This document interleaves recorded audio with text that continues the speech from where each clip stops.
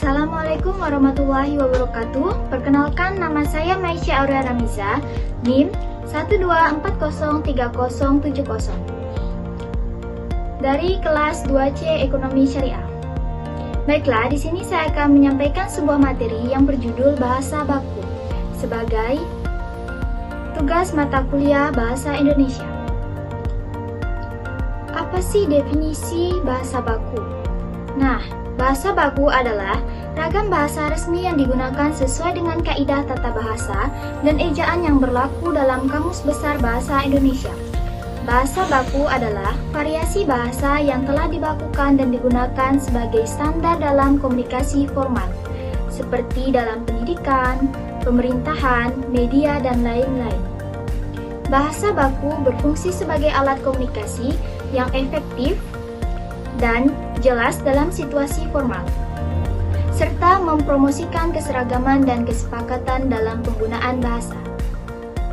Jenis-jenis bahasa baku ada 4. Yang pertama, bahasa baku formal, yaitu bahasa yang digunakan dalam situasi formal, seperti dalam pidato, laporan resmi, dan dokumen formal.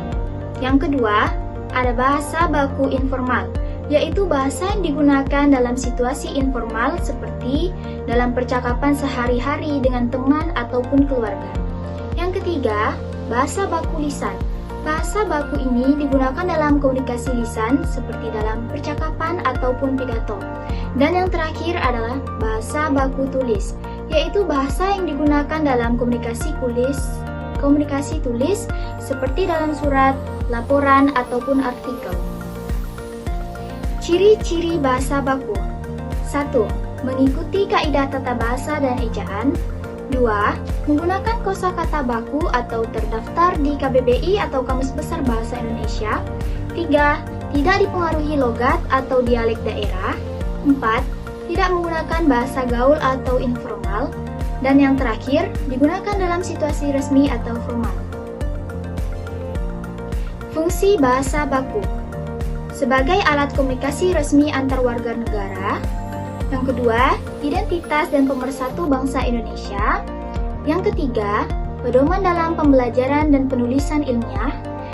Dan yang keempat, digunakan dalam media massa, dokumen hukum, pendidikan, dan birokrasi. Perbedaan bahasa baku dan tidak baku. Dalam bahasa baku, risiko, tidak bakunya resiko. Bahasa bakunya izin, tidak bakunya izin. Apotek, bahasa tidak bakunya apotik. Praktik, tidak bakunya praktek.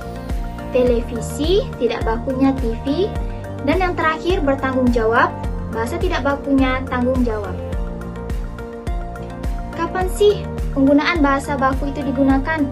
Nah, bahasa baku itu digunakan dalam penulisan karya ilmiah, dalam penulisan surat resmi atau dinas, dalam pidato formal, dalam media massa atau berita, dan dalam dokumen hukum atau pemerintahan. Bahasa baku itu penting untuk komunikasi resmi dan efektif. Pemahaman bahasa baku mencerminkan kecakapan berbahasa dan sikap profesional. Mari kita biasakan menggunakan bahasa baku yang baik dan benar. Baik, cukup sekian materi yang dapat saya sampaikan. Kurang dan lebihnya mohon maaf. Assalamualaikum warahmatullahi wabarakatuh.